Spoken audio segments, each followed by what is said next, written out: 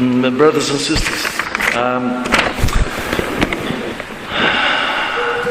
today's gospel reading, the first one I'm talking about the centurion, his humility and his faith when he asked Christ to heal his servant, and when the Lord offers to come to his house, he says, "No, Lord,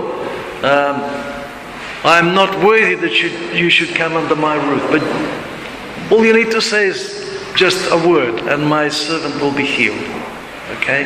And Christ, this is the only example in the whole of the gospel where he shows surprise. Of course he knew, but he wanted to show the surprise in order to draw attention to the wonderful virtues of this man. And the foundation of his faith was, of course, his humility. As the Holy Fathers teach, humility is the foundation. Without that foundation, nothing will hold. It will all fall down. Because the Lord says, "Learn from me, for I am meek and humble of heart, and you will find peace for your souls."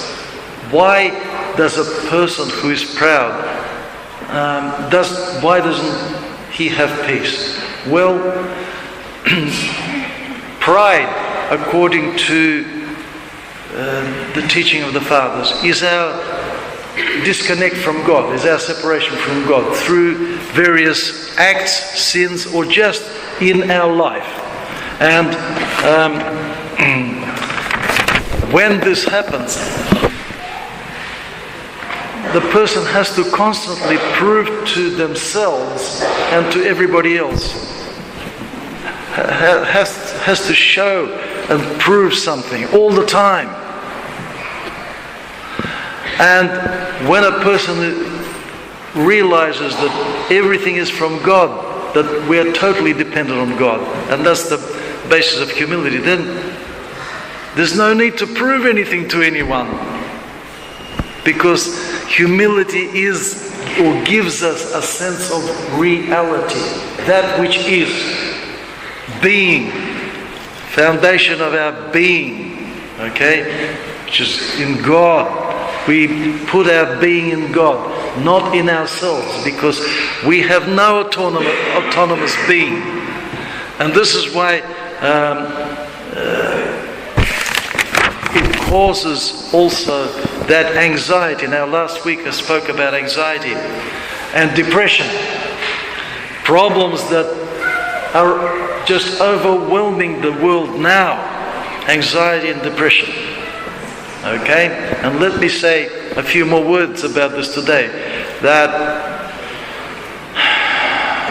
of course, anxiety that leads to depression can come from all sorts of external things, like sensory overload, like tiredness, lack of sleep, trauma.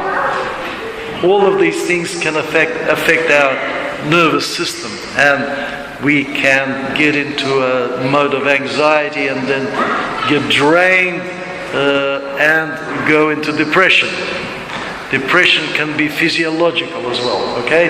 Now, having said all this, what I want to stress today, that if we strengthen our spiritual foundation, these things will not affect us as much. They might still affect us a little bit. And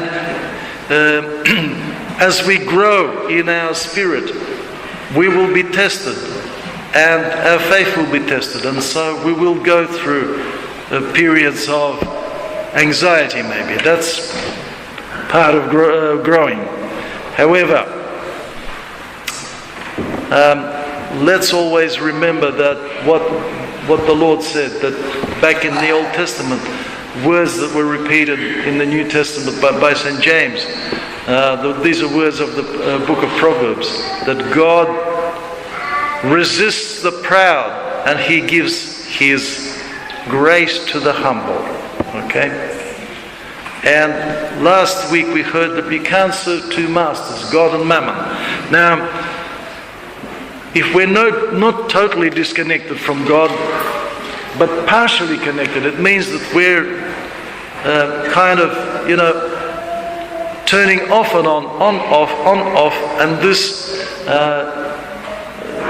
kind of a jerking motion between these two polarities causes that inner anxiety. All right?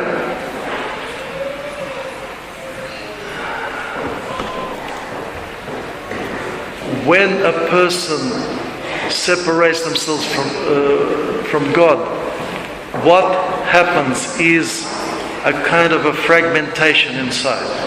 Any sin, whatever we do, is an expression of pride, as an attempt to find being outside of God, to find an autonomous existence outside of God. Okay?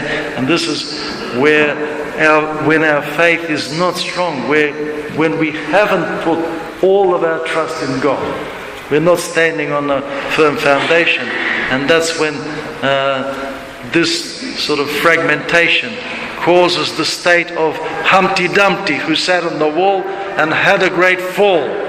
And then, all of King's horses and all of King's men couldn't put Humpty Dumpty together again, because nobody can put our human nature into a healthy state except Christ. And when our being is healed, when our soul, our spirit, our soul, and our body goes into a mode of peace and tranquility and trust in God, then we are happy. We're not trying to prove anything to anyone. We don't need to prove it to ourselves. We say, God, look after me, and I trust you. I put my life in your hands.